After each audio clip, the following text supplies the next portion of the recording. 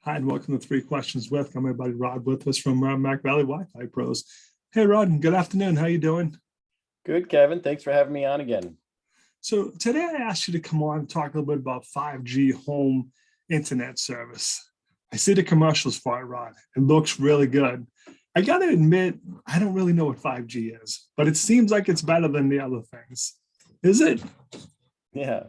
So let me just go over what it is and basically. So 5G is 5G home internet is an alternative way to bring the internet to your home.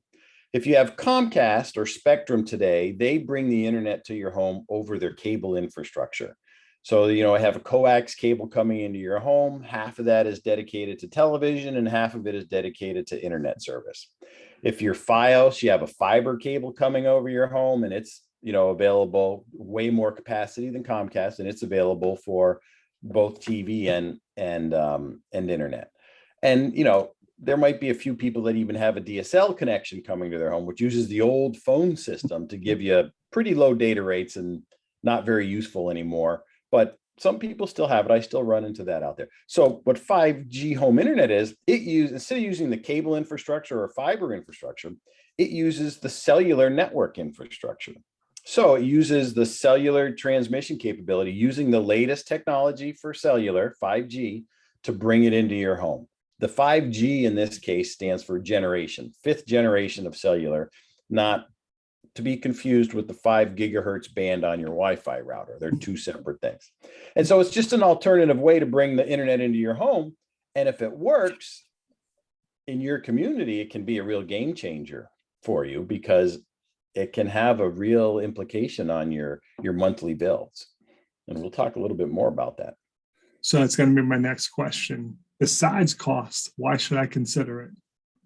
Well, I think cost is really a major one. For me, it is. Yeah, if you're in a one-horse town, I've only got Comcast or I've only got Spectrum as my internet provider, you're looking at $105 to $115 a month for internet service. Okay. And so if you wanted to say, I want to save money, I'm going to cut the cord, I'm going to save money on my cable and TV bill. I'm going to, but if all you got is Comcast, you're $105 for your internet and at least 85 or 90 more for your TV. So most people with Comcast are 200, 220, 260, and a few of them float up into the 300 range, right? So if you want to cut out, you want to go to streaming TV, you're looking at probably $70 a month. So, well, if you're paying 105 and 70, 175 to 200 is small potatoes. It's like, yeah, it's not worth it. I'm not going to do that. It's $25 a month, no big deal. But if instead you're looking at $50 a month for your internet and $70 for TV, now you're at $120 price point. When you compare that to 200, now $80 a month, that's $960 a year. And if you're up over 100 or 150, it's real money. It adds up in a hurry. And so cost is a big consideration if it works well enough for what you do in your home. And so it's a really good alternative. In the end, it's going to give you a download speed and an upload speed. And if those are sufficient for what you want to do, it's good. I've recently done a few customers lately, and what I saw, they called me and I said, well, let's try out this home internet, 5G home internet. You happen to be eligible for it. So I went there, I set it up for them, and I set up their YouTube TV for them, and they're looking at, I said $120 a month. Well, their download's 135 megabits. That's plenty for most everybody. If you've got 5 4K TVs and you're streaming 5 different 4K shows on them, it's not going to work out. But if you're like most people, maybe you have 1 4K TV and 2 HD TVs, no problem. You can handle that download speed. And it's way more than fast enough to deal with most of what you have to do at work for the download side. On the upload side, what I saw with them was between 30 and 40 megabits. That's comparable to what you get out of Comcast. And so it's similar, and they're, these customers were more about really just watching TV. They were retired, really just watching TV. I want to save $100 a month, Yeah. and that's what I helped them do. And so, so for them, it was a perfect solution. Works great. And we tested it out. It's working great. And they're very thrilled. And so, so it works for them. But I guess you made me chuckle, Rod, because we all think we're special. Rod, I got a lot going on. I'm running 2 laptops and 2 TVs. It may not work for everyone, but it's going to work for the majority of people if you're in the defined territory, right? Yeah. So that's the thing.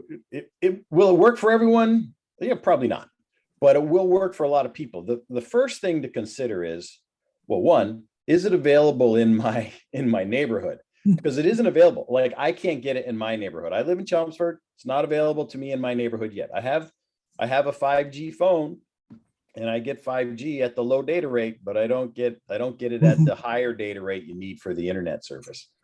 And so that's the first consideration. The second consideration is, will the router work in my home?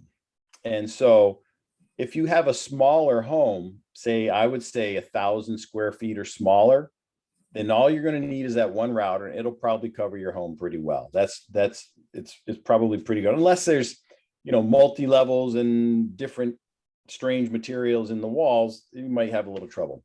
But if you have a bigger home, their one router isn't going to cut it. You're going to need an upgraded Wi-Fi system for your house, and that's going to be connected to their gateway. So they'll give you the internet, but you'll have to do a separate Wi-Fi system in your home. But still, if you're saving $100 a month, you can easily pay for that upgraded Wi-Fi system to cover it. And then, from the follow-on years, you're saving your $1,200, or $1,500 a year, so it's a good way to go. And the third thing is, right, does it do everything I need it to do?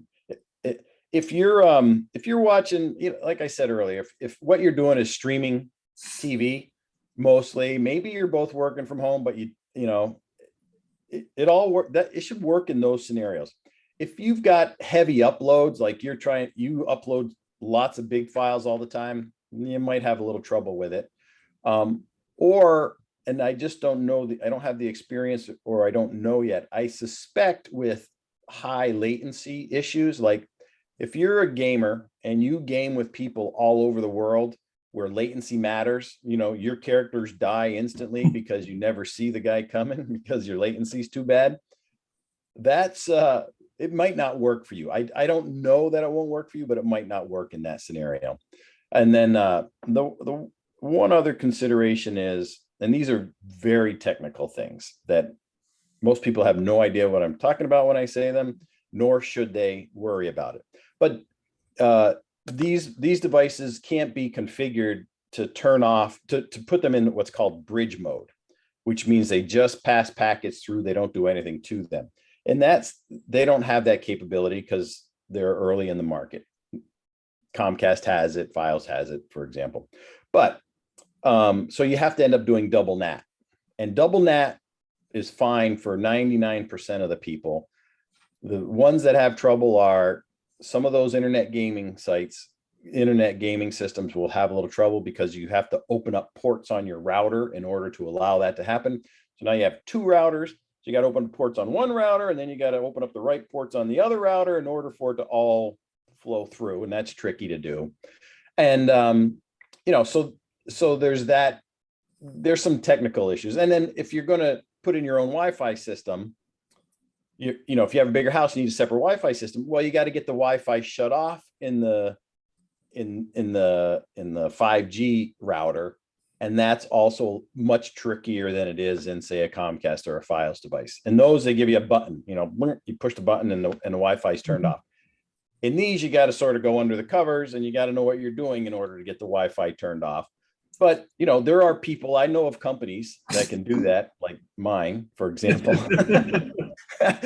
We can do that. We can take care of those kinds of issues so that it can work in the larger homes.